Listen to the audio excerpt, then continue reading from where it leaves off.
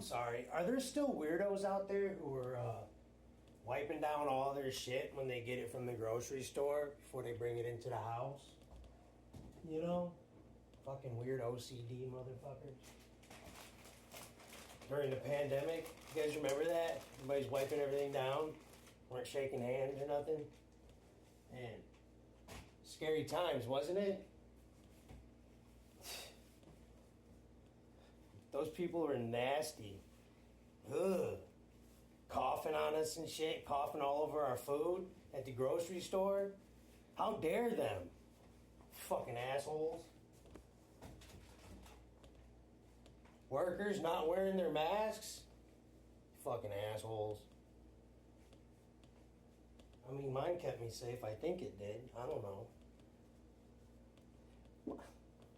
Is the food dirty? I don't know. I don't